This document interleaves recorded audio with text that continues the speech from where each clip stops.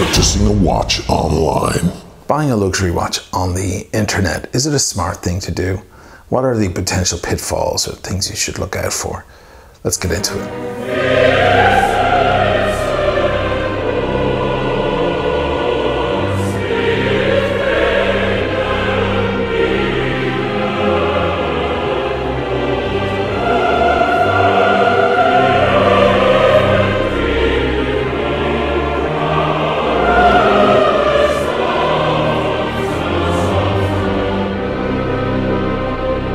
Welcome back to the Timeless Watch channel, guys. As always, first thing before I get into anything, what am I wearing? I am back on the Speedy 1988 tritium dial 861 movement. I've moved over to the black strap. I was wearing a brown one on that unboxing. When was it, last week or the week before? I unboxed the Rolex Batman. And some of you were interested in that strap I had on. It was the Michael Knapp strap, the guy from Strap a Watch. It's a cool YouTube channel. Go over and check it out. Give him a sub. Why not? He's a great guy. And he made me some cool straps. These are really nice custom straps. He takes your measurements and all of that stuff, and you can tell him exactly what the watch is, give him all the details, and he custom builds a strap. It's like getting a custom made pair of shoes or a suit or something. It's amazing. Great thing about this one is he actually fitted it with an Omega deployant. Look at that. It's a really nice one.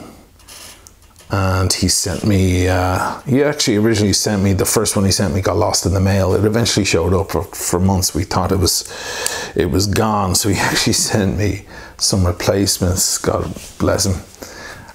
Great straps, beautiful stuff. Go over and check out his channel. So this time I want to talk about buying watches on the internet, something a lot of people do. I get a lot of questions about this, you know, whether you should use PayPal or bank transfer or go for eBay or Chrono 24 or whatnot. So let me go over a few things that maybe you don't yet know about buying watches online. Things you should know buying a watch on the internet. Try on the watch first. Thanks very much, Leonard. Yes, he's right. You should try on the watch if you can. Maybe go find a boutique or a store somewhere that has the same watch and pretend you're interested in it or something, and at least put it on your wrist first, and maybe give them the opportunity to match the price that's online anyway. After all, you are wasting their time by putting on the watch if you have no intention of buying it. Everyone's wrist is a different size and a different look. Everyone's skin is slightly different. Some people have a hairy arm like me, a big chunky arm. Some people have a more bony arm. It depends. If you can, go into a store, try it on, or if you know someone who owns one, maybe ask, can you try on their watch before you hit that buy it now button. Buying on eBay. You will find that eBay prices in many cases for especially famous newer models will be a little bit higher than elsewhere. And the reason for that is because the sellers have to take into account certain expenditures. They have the eBay fees themselves on the purchase, on the sale for them, and they have PayPal fees because the whole thing is processed through PayPal. On top of that, they quite often offer free shipping. They want to get you the watch intact and safely and insured in many cases, and quickly as well. So the shipping can actually be quite a substantial amount depending on how far you are away from them. They're still spending a couple of hundred sometimes on shipping, especially if they have it insured. Now, what you do get on eBay is buyer protection. If the item arrives damaged after the shipping, or it doesn't arrive at all, then you can get your money back. You can ship them back the watch and get a full refund. That's buyer protection, and that is very comprehensive. Believe you me, eBay go to great lengths to make the buyer feel safe. Is PayPal safe? Well, PayPal is eBay. Like, it's the engine that runs eBay. A lot of people don't know that. They were actually one in the same as companies for quite some time. One owned the other. I can't remember which. And then that came to an end a couple of years ago, but they still work together very, very closely. In fact, if eBay decide that you've been ripped off or you want your money back for some reason and you send the item back, they will reimburse you, but that's actually not eBay picking up that check. It's actually PayPal doing it. There's two ways of paying someone on PayPal. One is for the sale of goods and supply of services, and the other is friends and family. Friends and family is for when you just want to send your friend or somebody in your extended family some money, maybe for their birthday or for Christmas or something. And they don't ask for any fees with that, but there's no protection on that either. You don't want to do that when you're buying an expensive watch from someone you don't know. So if they ask you to do friends and family, beware, because there's no way to go back. You have no recourse if, you know, the box arrives in the mail and you open it and it's a packet of cigarettes instead of a watch. There's nothing you can do. You can't call PayPal and say, hey, I bought a watch. And they're going to say, well, why did you do that? It's not friends and family. You actually broke the rules. So just make sure it's a regular sale. It's a regular payment. If they send you an invoice or something like that, then you're good to go. What about Chrono 24? Chrono 24 is slightly different. First of all, it's watches specifically. That's all they deal with. So if you do have to get them on the phone and complain about some detail of a watch that you bought, they'll be more inclined to understand what you're talking about. You call some eBay representative and tell them the bezel is, you know, there's too much backplay on the bezel or something. The eBay representative will be like, I don't even know what he's talking about. I'll just have to say there's something wrong. You know, you can't expect them to know about watches. Chrono will know about watches. They know their stuff. So it's a totally different thing. The way it works with payment with Chrono is it goes into an escrow account and it's held there until you're happy, and then they release the money to the seller. So that puts an extra incentive on the seller to get your watch as soon as possible. So they might pay extra for like overnight shipping or second day air or something, and to get it to you safely. This is an important thing to realize with all online sales. Until the box arrives at your home and you sign for it and you take it in and open it, it's really in the seller's hands. If it gets lost in the mail or something like that, or it's left outside your door, for example, and someone just pinches the box on the street, that's on the seller. That's not on you. That's not your responsibility. The seller should have paid for signature confirmation and all of that. It's until you get the box, you sign for it, it's all on the seller. It's their responsibility to get it to you intact and as soon as possible. If it's boxed badly and it gets damaged in the box, it's on the seller. They're going to have to accept it back or give you some sort of crazy discount on it or something like that. Store or private seller? Well, this is crucial because a lot of stores, brick and mortar stores, have online presence as well. It's important to find out as soon as you can if you're dealing with a store or you're just dealing with a private individual who's selling the watch that they don't want anymore. If you click on a watch listing on eBay and you go look at that seller and you see he has other items for sale and it's like 100 other watches, you'll realize you're dealing with an online store. There might even be information about a store, maybe even a photo of their store on their brick and mortar store. Is a great way to go because they have a reputation to uphold, because their standards are a certain level. They're less likely to play any funny games. If you're dealing with a private individual, now you have to just take a step back, take a breath, and make sure everything is in order. Make sure there are enough photos, an accurate description, and make sure there aren't any there's no funny business about the payment or anything like that. You want to make sure you stick with the rules, whether it be eBay or Chrono or whatnot, and just make sure that all your ducks are in a row, so to speak, because if anything does go wrong, you want to make sure you're covered by whoever it may be, you know, Chrono or PayPal or whatever. Asking for a discount. Well, this is something they're actually ready for. They're prepared for that. That happens a lot online, that the advertised price is kind of a guideline and you're supposed to make an offer from there. So the price might be 8,000 and you say, can I offer you 7? And they'll either come back and say, absolutely not, this is a very hot item, we'll sell it tomorrow to someone else for 8, in which case you're going to have to either pay them 8 or move on. Or they'll come back and say, well, how about we do 7,500 or whatever, and you begin to kind of negotiate between you. Maybe you can get them on the phone and say, look, I found that listing on eBay. I think the price is a little high. Could I send you PayPal direct, or can I come to your store and buy it for a little less or something? In most cases, they'll be ready to accommodate you. What about bank transfer? Bank transfer is great for stores. They really like bank transfer because it's direct money into their account and minimum fees. It's almost as good as going into the store yourself and giving them cash. However, it is very difficult to undo. There is no kind of buyer protection. All you've done is you've transferred money into their account. Undoing that process, if something goes wrong, if there's something wrong with the watch, it can be very, very difficult. So you should make sure that you either trust the seller 100%, or if they're a brick and mortar store, in most cases, they're not going to rip you off that way. If you give them a bank transfer and they ship you the watch and there's something wrong with it, it's their reputation on the line. They're not going to send you a packet of cigarettes instead of the watch, and they're not going to send you the wrong watch, or if they do, maybe they did by mistake and they'll immediately send you the correct one. They're a store, they have a reputation to uphold. If it's just a private seller selling on eBay and he wants a bank transfer, I would say maybe pass on that. Unless you actually know the person or you know someone who knows them. Highly unlikely if you're dealing on eBay. No returns. Some listings will say no returns. Down the bottom of the listing, there are no returns accepted on this item. What does that mean?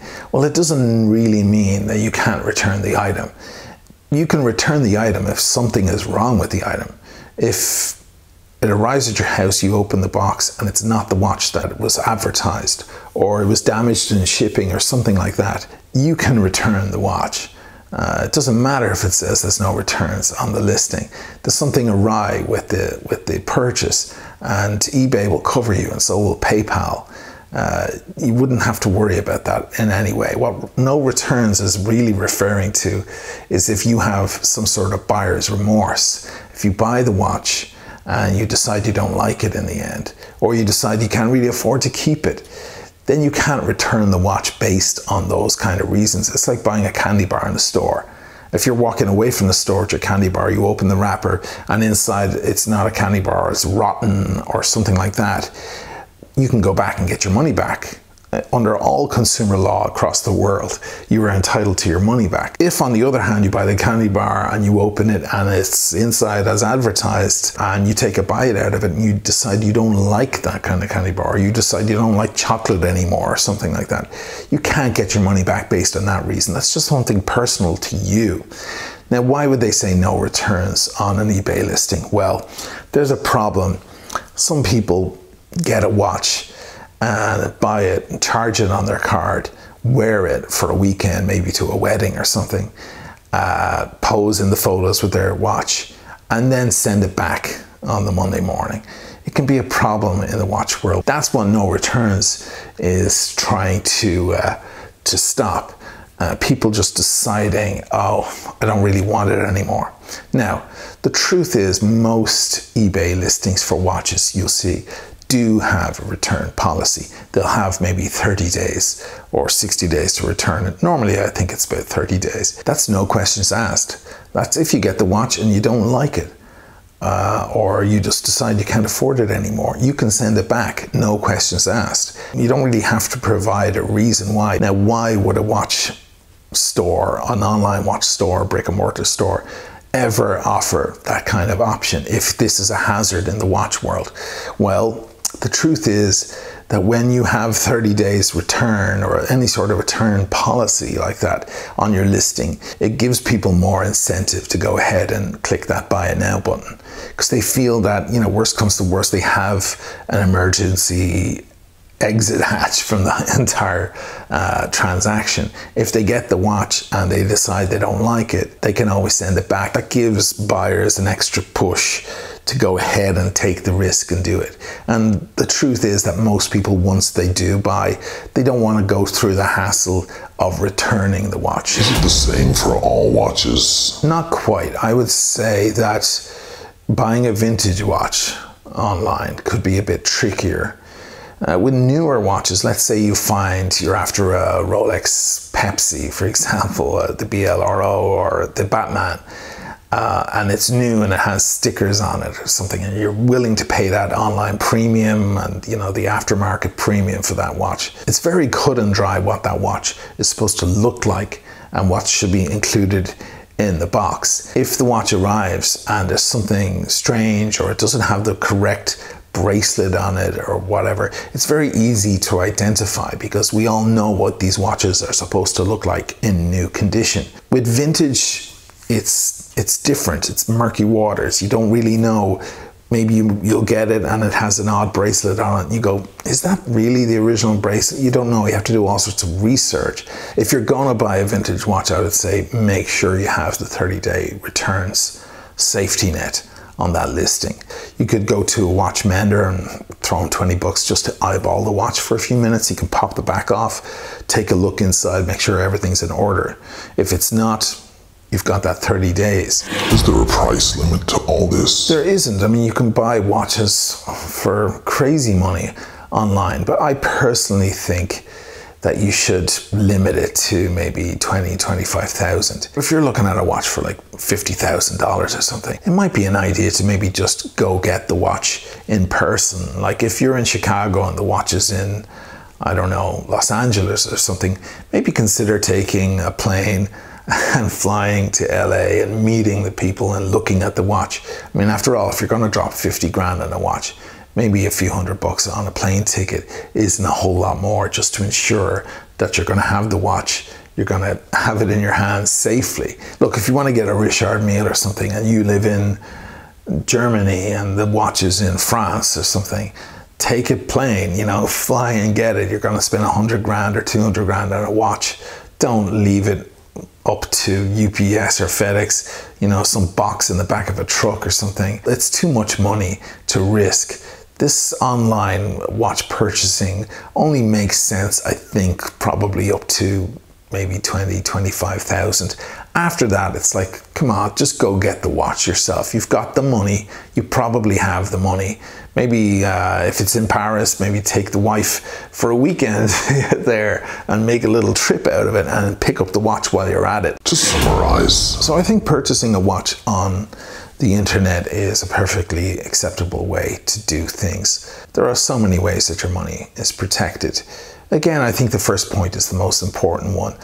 Get the watch on your wrist somehow. Maybe try it on in a boutique or something. Make sure you like the watch first. Maybe bring a friend or the wife or girlfriend or something like that to have a second opinion, you know, say, hey, that watch really does look good on you. Or, you know what, I'm not sure it suits you so much. Things like that, you know. If you're buying online, you're doing it kind of in the dark a little bit. You're just going by photos. It's a really good idea to try on the watch first. How was that, Lenny? My name's Leonard. Sorry, Leonard. He hates Lenny. What'd you think? Good? Not bad. Did I miss something? You left a couple of things out. Like what? Well, there's a lot of buyers out there who have no idea what they're talking about. They're complete idiots. They return the watch for a stupid reason. Yeah, I guess.